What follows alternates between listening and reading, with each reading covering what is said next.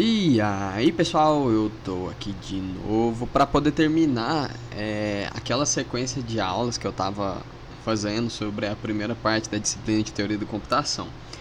E a última aula, para relembrar, a gente acabou vendo sobre máquinas de Turing, a gente fez a construção da máquina de Turing que reconhece a palavra WW, e agora a gente parou, tecnicamente, né, na máquina de Turing que é universal. Então, o que que acontece? A gente tem uma máquina de Turing universal, como toda máquina, ela tem uma entrada. A entrada dessa máquina aqui, diferentemente, na verdade, continua sendo a mesma coisa das outras, continua sendo símbolos, mas diferentemente das outras, essa aqui a gente pode colocar máquinas dentro dela, certo? Então a gente tem uma tupla entrando aqui e ela vai ter uma saída dizendo se aceita ou se rejeita o que está entrando nela. Tá, a gente vai entrar nisso, mas antes de entrar nisso eu tenho que falar para vocês um pouquinho sobre os problemas decidíveis, certo? Problemas decidíveis. O que são os problemas decidíveis? São problemas de sim ou não. Por exemplo, se chega uma pessoa para você e pergunta: você tá bem hoje? Você pode responder isso com sim ou não, certo? Então isso é um problema decidível. Você tá bem hoje? Você tem que decidir se você tá bem ou não. Só porque na máquina de Turing universal, o que a gente tem é a entrada de uma fita, certo? Nessa fita, tô fazendo uma fita grandona agora. Nessa fita tem uma cadeia de caracteres e geralmente, na verdade, para a maior parte dos problemas que a gente vai resolver aqui, a gente coloca nela uma tupla. Tupla essa que tem a codificação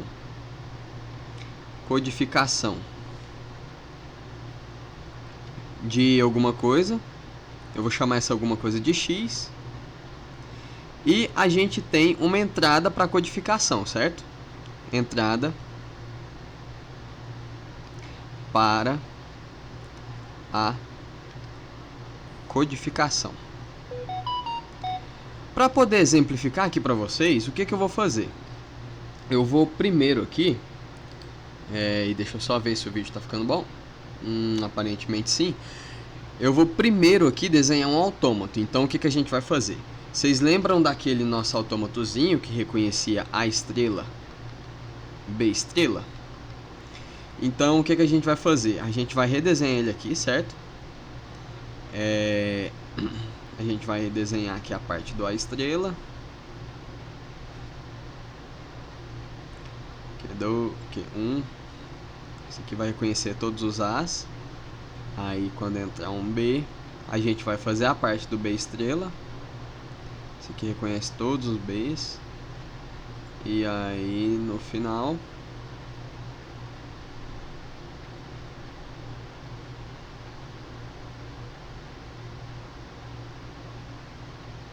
a gente vai ter aqui o nosso estado de lixo, né? Se entrar um B aqui, eu já vou pular direto para cá. E aqui é o nosso estado final. Beleza, esse autômato aqui, certo? Esse aqui é o nosso autômato finito determinístico que reconhece A estrela, B estrela. Ou seja, pode entrar quantos A's quiser, depois pode entrar quantos B's quiser, e aí no final ele vai reconhecer tudo. E se não entrar nada, ele tem que reconhecer também. Então o Q0 também é estado final. Tá bem, nós temos nosso autômato aqui, né? Vamos supor que a nossa máquina de Turing vai reconhecer esse autômato, certo? Na verdade, ela vai decidir sobre esse autômato. Então, o que a gente mandaria como codificação desse autômato? Para poder entender melhor, eu vou codificar esse autômato aqui em... Na verdade, tem duas opções da gente codificar esse autômato. A gente pode codificar ele na VTPS, né, que é a definição formal, ou a gente pode codificar ele em código. Eu vou codificar ele em código aqui, tá? Então eu vou demorar uns 2 minutinhos para codificar ele, mas vocês vão entender o que acontece. Então é o seguinte, eu vou criar primeiro uma variável final que vai receber true. Por que esse final recebe true? Porque o estado, a gente vai começar no estado inicial, o estado inicial ele já é um estado final, então ele já começa como true. Aí o que a gente vai fazer? A gente vai criar uma flag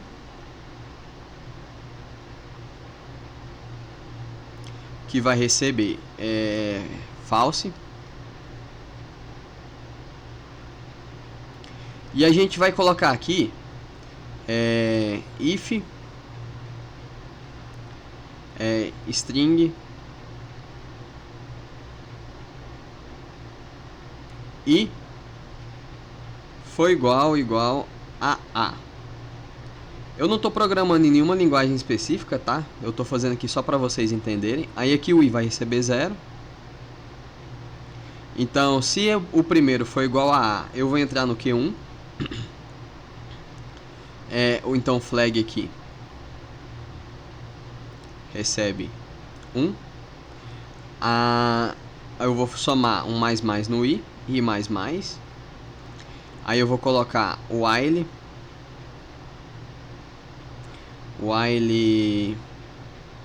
string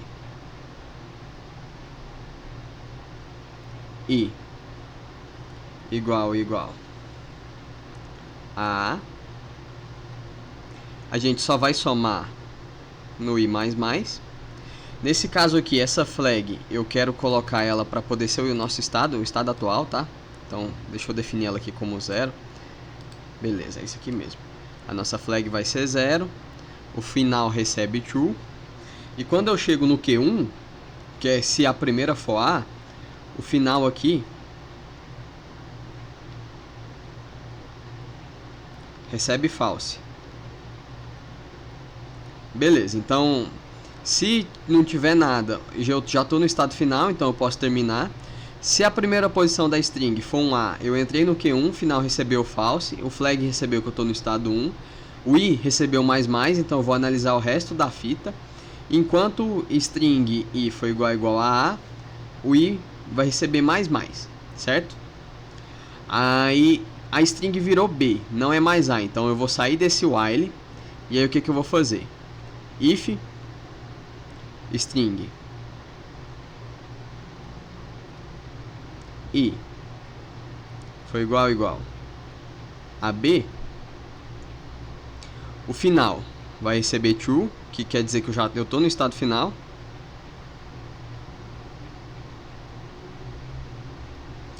E aí eu vou continuar aqui, porque deu pouco espaço. While string i foi igual a b,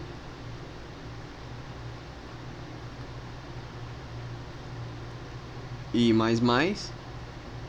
Lembrando que aqui antes desse if tem que ter um i mais também, porque parou no último. Não, parou no primeiro b. Tá certo, então não tem que ter esse i mais não. Tararana. Entrando no teste de mesa aqui, eu apanhei. E aí quando terminar os b's, eu vou colocar só mais um if, que aí eu volto aqui. If string i foi igual a final recebe false, que eu entrei no estado lixo, né? No estado que rejeita tudo. E aí eu vou colocar while string i foi igual a or b. E mais. E aí por fim eu retorno final. Eu esqueci completamente da flag, né? Então aqui se string foi igual a b, flag recebe 2. E aqui a flag recebe 3, para caso eu queira retornar o estado que está.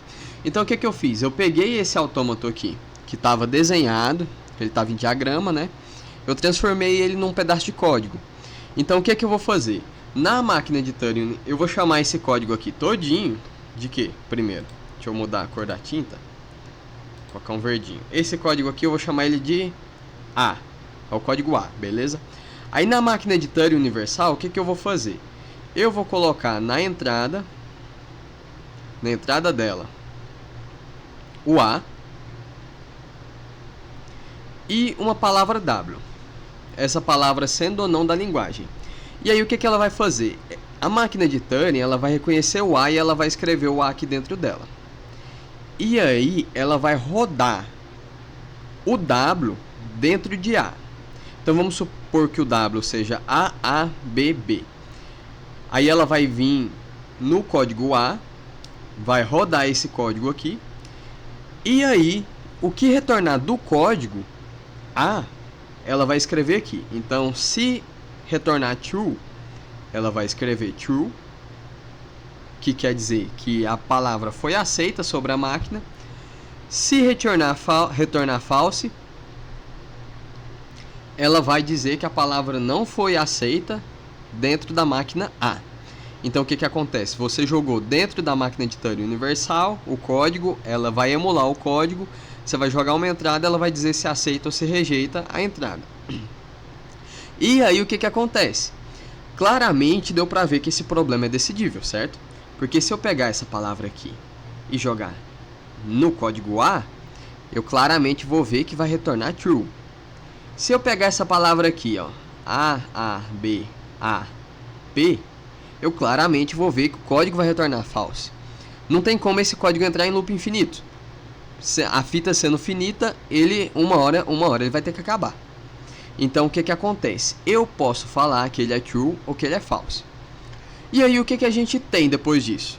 Aí a gente tem a gramática. Vocês lembram que eu falei que a codificação pode ser de qualquer coisa? Então vamos supor que eu pego a gramática e vamos codificar uma gramática aqui. Eu vou fazer uma gramática, uma das gramáticas regulares, né? Então S vai produzir AS ou Bzão. Bzão vai produzir Bzinho, Bzão ou vazio. E aí o que essa gramática produz? Essa gramática produz isso aqui, ó. Tá, mas como é que eu faço agora, Luiz? Bom, agora é o seguinte. Eu sei se isso aqui é decidível ou não? Não. Mas o que eu posso fazer dentro da máquina de Turing? Na máquina de Turing, e eu vou chamar o código de MT, o que ele vai receber como entrada? Vai receber uma gramática e uma palavra W. Vocês lembram que eu tinha um autômato que decidia, no caso essa gramática aqui, eu acabei de fazer ele aqui em código. Aí o que eu vou fazer? Eu vou colocar que o autômato vai receber a gramática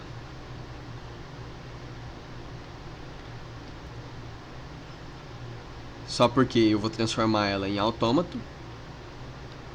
E aí eu vou rodar, eu vou falar que a minha flag, ou então o meu retorno, vai receber o out, dando de entrada a palavra W. E aí o que eu fiz? Eu peguei essa gramática aqui, que eu vou chamar a gramática G, certo? Transformei aqui no algoritmo A. Eu joguei a palavra dentro do algoritmo A, e aí eu obtive a flag. E aí eu retorno a flag. Então, se o autômato aceitar a W, eu retorno que eu aceitei. Se ele rejeitar, eu retorno que eu rejeitei, certo?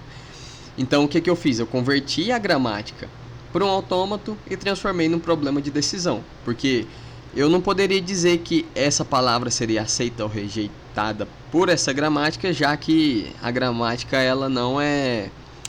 No caso, ela é... eu esqueci a palavra. No caso, não dá para decidir sobre ela. Ela não é uma pergunta de decisão. Você vai ter que testar várias possibilidades. Mas se eu transformar ele em um autômato, o autômato aqui ele é de decisão. Você não vai precisar de várias possibilidades. Aí você vai saber já, só rodando o autômato sobre a palavra, se ele aceita ou rejeita.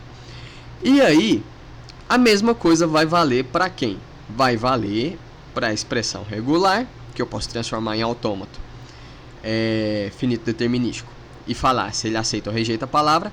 Vai funcionar para autômatos finitos não determinísticos também. Se vocês lembram daquele diagrama, vocês vão saber, porque como eles são equivalentes, eu posso transformar um no outro. E aí a gente chega na máquina de Turing universal, que tem que emular um autômato de pilha. Mas vocês já viram que o autômato de pilha ele também não entra em loop. Então, se ele não entra em loop, eu posso aceitar ou rejeitar. E aí, essa parte eu vou deixar para vocês pesquisarem e vou pular direto para o que interessa disso aqui, que no caso é a máquina de Turing universal que emula uma máquina de Turing. Tá, Luiz, por que você pulou o autômato de pilha? A aula está com 16 minutos, então é bom eu acelerar porque tem muita coisa para mostrar e pouco tempo. Quer dizer, depois vai vir gente no meu zap reclamar que a aula tá longa. E eu também não quis preparar a aula de emular um autômato de pilha, não, até porque não é tão útil. E aí o que a gente chega? A gente chega na máquina que emula máquinas de Turing. Então a gente tem uma máquina universal, que eu vou chamar de U, e dentro dela a gente vai jogar o quê? Uma máquina de Turing, uma MTFL e uma palavra. Só porque vocês lembram que as máquinas de Turing, ela pode aceitar, rejeitar ou entrar em loop.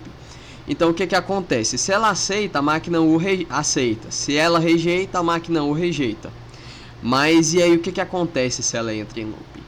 Se ela entrar em looping, eu não vou saber se a máquina universal vai aceitar ou se vai rejeitar. E aí que a gente tem o problema da aceitação, certo?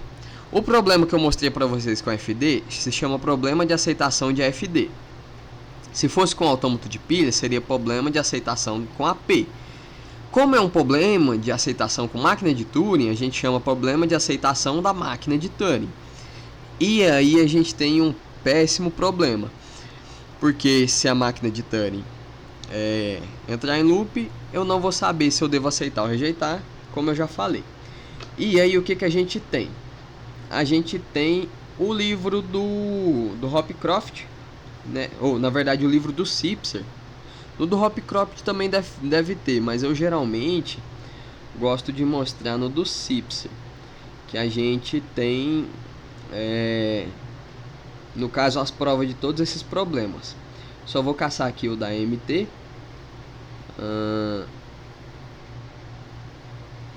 Tá.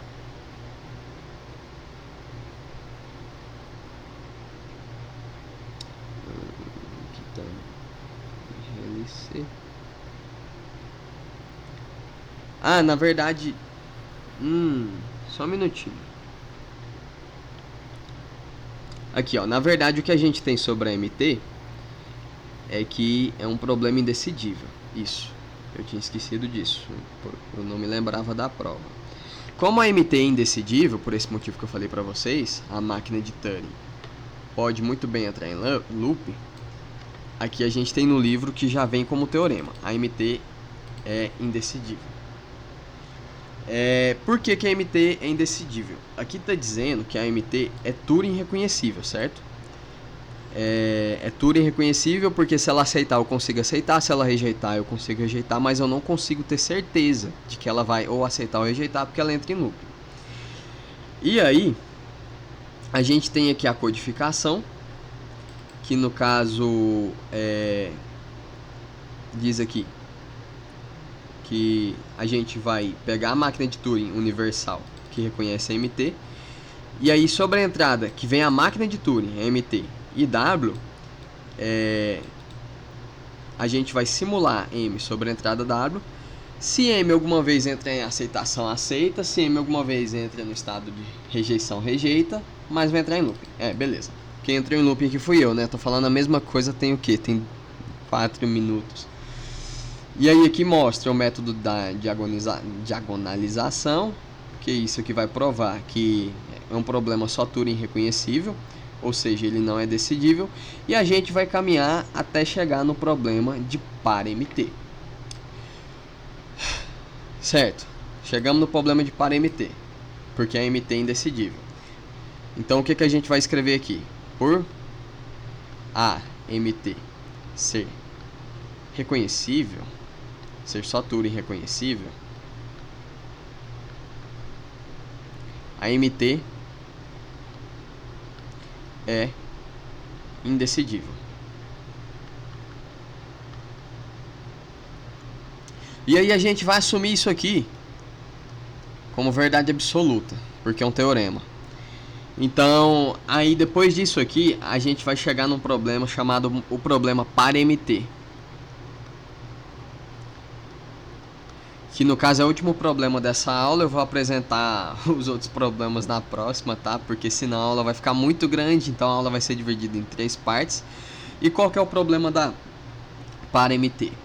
Como eu não sei se a máquina vai aceitar, rejeitar ou entrar em loop, eu crio uma máquina universal que resolve o par MT.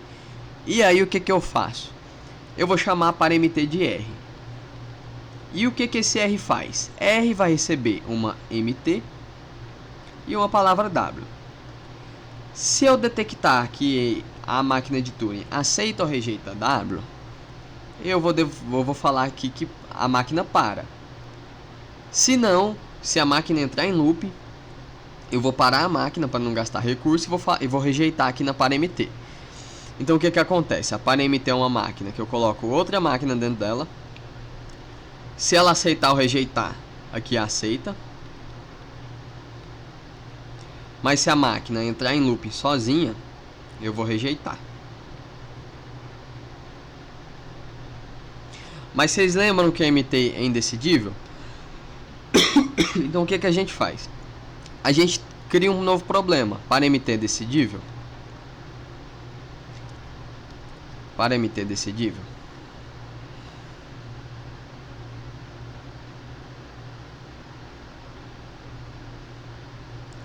E aí o que eu vou fazer? Eu vou provar que par MT é um problema só reconhecível, ou seja, indecidível por contradição. Então o que acontece? Eu vou assumir que par MT é decidível. Então ao invés da interrogação, eu vou assumir isso aqui como uma verdade absoluta. Eu vou falar que par MT é decidível. É possível ter uma máquina que detecta se outra máquina entra em loop ou não. E aí o que acontece? Se esse problema é decidível, eu vou criar R, que é uma par MT. E aí eu vou colocar esse R para rodar com uma máquina de Turing. Esse R, que é uma par MT, vai rodar a máquina de Turing. Se ele aceita, se RMT aceita, então eu vou criar uma máquina S, que vai ser uma AMT. Eu vou rodar SMT. E aí, o que SMT retornar, eu vou retornar também. Então, se SMT rejeitar, eu rejeito. Se SMT aceitar, eu aceito. Mas se R, rodando MT, rejeita, eu vou retornar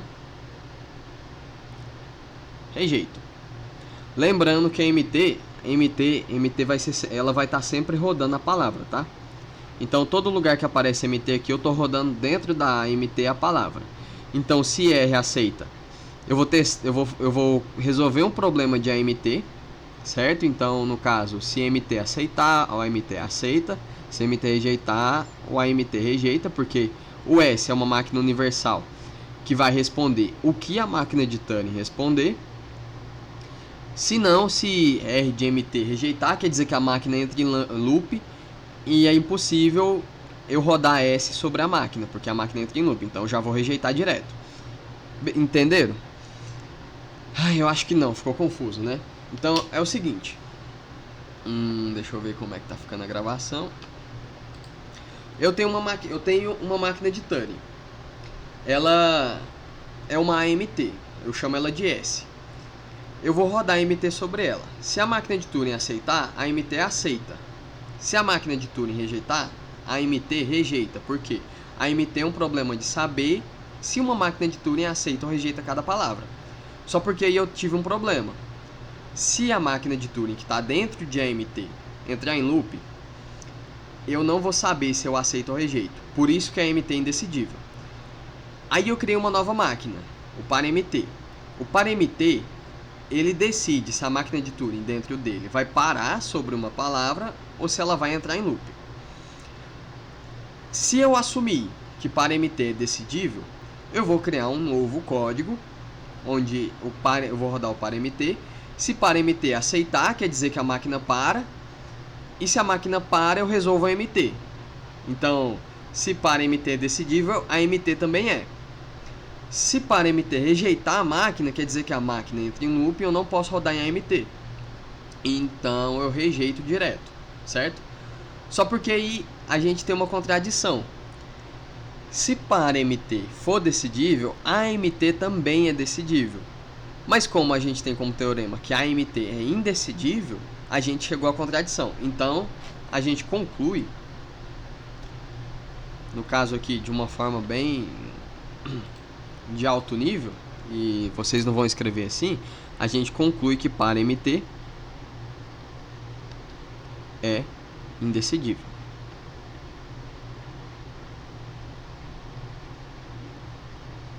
E aí, depois disso, a gente cai em outros problemas, que é a vacuidade de MT, tem, no caso, tem um outro que eu não lembro, mas eu vou deixar isso para a próxima aula, porque já são 26 minutos. E no mais, eu espero que vocês tenham entendido. Eu desejo a vocês bons estudos. Amanhã vai ter prova, eu desejo a vocês uma boa prova. E eu queria dizer que vocês já têm conteúdo suficiente para fazer a prova, mas até a próxima aula. Eu vou gravar a aula de VMT, tá? Eu não vou deixar vocês sem essa não, tá? Muito obrigado pela atenção. Eu tô vendo que tem gente assistindo, não tá deixando o like. Gente, pelo amor de Deus, eu não deveria nem pedir isso, né? Mas eu vou pedir, deixa o like aí e, se possível, se inscreva no canal, porque é sempre bom, né? E é isso. Muito obrigado e bons estudos. Até a próxima.